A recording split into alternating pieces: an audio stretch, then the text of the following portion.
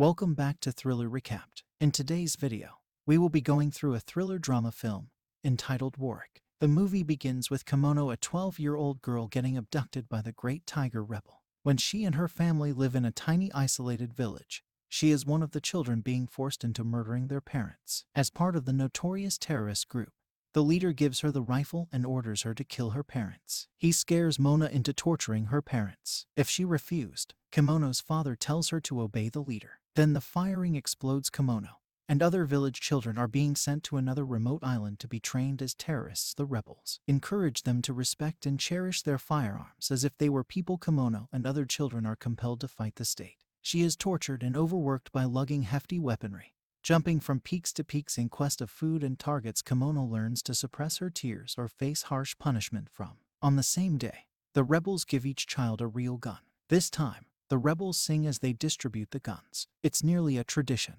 Each child then discharges their weapon to prove they're a Great Tiger Rebel. Food and water, on the other hand, are in scarcity. Only a gulp of rainwater from the tree is given to Kimono and the other children. While on the hunt for an enemy, Kimono is experiencing nausea as a spy. She's making her way ahead. After a while, she gently peeks out from behind the tree and is startled by the sight of two white unknown beings kneeling there. She goes into a panic. Suddenly, one of the white beings yells at her to run after them. Gunfire erupts in all directions. It took her a while to understand that soldiers are around her and the members of Great Tigers. The subsequent shooting has killed several of her troops. Kimono is now aware that drinking the trees water has led her to see ghosts. She sees them everywhere since they arrived. Other than the Great Tiger Rebels, Kimono is her village only survivor. What just happened enrages the leader. He knows Kimono is a witch in an instant. The rebels want her because they think she has special abilities. The ghosts defend Kimono from the government soldiers. Meanwhile, the Great Tiger Rebels have returned from their village. If Kimono was just 13 at the time, a rebel member chances. They approach the town saying they have brought a witch to help them defend and fight government forces. They are greeted by rebels, chanting and dancing, and joy. Kimono is walking about when he observes a man from a tall building. That he is the general. Kimono has been brought to him to help the squad in future fights. The Great Tiger Rebels call Kimono war, which for our impact on the uprising. The general greeted Kimono and asked whether she could really locate government soldiers lurking in the woods. Kimono nuts. The general gives Kimono a gift, a powerful gun that the general has treasured for many years and values highly. The general inscribed symbols on the weapon. It is clearly ancient. The Great Tiger Rebels camp is now occupied by rebels sorting blackstones from a base known as coltan. It is unclear to Kimono why they are doing this because she has no clue what a coltan is capable of. Kimono comes to the conclusion that she believes it is an essential factor that has a connection to the war against the soldiers of the government. One day, Kimono recalls witnessing a rebel who had stolen. The rebels punish the thief by digging trenches in the ground and burying the culprit except for his head, which was later discovered over the course of 3 days.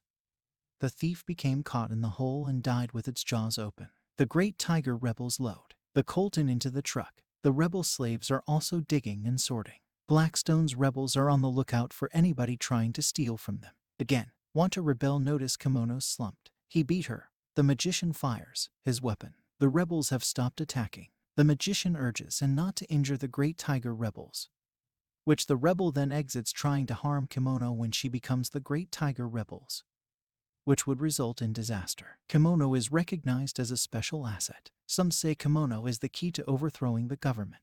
The rebels, on the other hand, are relaxing on an abandoned bus while watching a movie. After a short time, the general orders them to move and prepare for a strike on the adjacent side. As anticipated, Kimono correctly forecasted the troops' whereabouts. After that, the rebels have a celebration to celebrate their win against the government soldiers. The rebels' village celebrates their triumph by firing their guns into the air to be lauded and worshipped by the Great Tiger Rebels. Everyone adores her and worships, or like a goddess. Rebels celebrate their win on the outskirts of town after the party.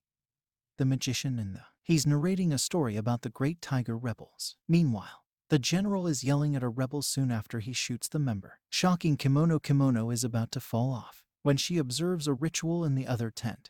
She sees the magician's strange chicken feet hanging from the tent's corner. Catch Kimono's. She asked what it was for. The magician says it's a protection against ancestral money. The magician gives Kimono protective ambulance the next day. Kimono and the rebels. Keep an eye out. Another rebel drinking magic milk awakens the magician and Kimono.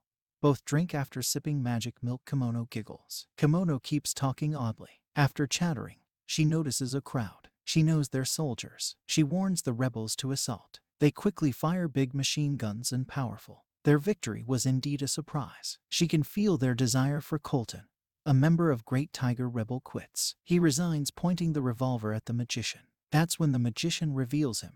His charm and promises him he'll never die. The magician ends the dispute and frees the rebel. Then he must face Kimono and see whether she follows. But Kimono refuses. The magician instructs her to leave, free, which has died before Kimono because their lives were useless. Defending the Great Tiger Rebels is no longer possible. They both leave with a boat. Soon after, the magician asks Kimono to marry it. If someone asks Kimono to marry, she remembers what her father said. Kimono denies his offer, and he must first provide her a white rooster. A white rooster is rare in their culture. Therefore, getting Kimono to say yes to the magician's request is impossible. The magician accepts Kimono's challenge to locate a white. He travels to the neighboring town to steal the white rooster. The guy is unmoved by the magician's firearms since he is laughing so hard. He calls his wife to tell her that someone is looking for a white rooster. They laughed loudly, angry. The musician storms out and decides to move. The magician is keen to find his own white rooster for Kimono. The magician continues his search for the white rooster, stopping in yet another town. The merchant, like the last couple, promises the magician that finding a white rooster is. They don't have it either. After Kimono's challenge, the magician sets off to discover a chicken farm. The magician and Kimono then change clothes. The magician asks Kimono to marry him again. She needs a white rooster. First, Kimono's father is lying, and the white rooster does not exist. If Kimono persists, the magician will leave her. So the magician left. He's going to a railroad. Kimono soon follows. Kimono becomes weary and stops walking ahead of. The magician discovers Kimono has left him and rushes to her near the railroad. The magician gets an idea. When he sees a car, he approaches the vehicle and slams it. He plays the victim. The two men in the car, yelling at him to halt. The magician continues, urging them to pay up, but they refuse. He manages to keep the drama to other villagers see the incident and gives no choice for the two men and hands him the money and goes lying food and drank. With the money, he searches for the white rooster. A guy knows where the white. They went to the village to buy it. The white rooster dealer, the maestro, tells the magician that this chicken is rare and expensive. Bicester orders the magician to catch the white rooster. The magician chases the rooster. Kimono gets the white rooster. She is eager to serve the magician, and they do so. Meanwhile, the magician brings Kimono to his uncle. They call him the butcher. His uncle greeted them with a frown, asking the magician if there is over instead. The magician introduces Kimono to him. They share a sumptuous meal later that evening.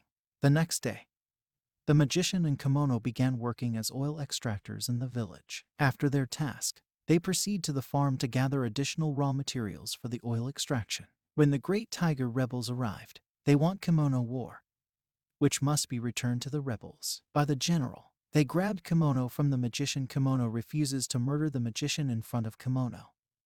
The leader murders the magician. They killed the magician and take Kimono. The butcher removes his nephew from the scene. This time, Timona is already 14 years old. She continues the battle with a Great Tiger Rebel against the government. She has become more fearless and tough. She vomits one day while fighting the government soldiers. She recalls the leader raping her and learning Kimono lifts heavy objects for the rebels. The leader replaces her ex-wife with Pomona. After the leader's ex-wife died, he wanted a replacement. Kimono began seeing her parents' spirits and experiencing nightmares. After the magician is killed, she dreams about her parents ordering her to bury their corpses. She must break her ties with the leader before returning to her village to execute her plan. She must become a thorn. She has a great idea. Kimono uses a fruit with a blade to trap them. She inserted it. She felt the leader will touch him at night, so she made this strategy that night. The leader shows up drunk at their tent in response to the leader's question.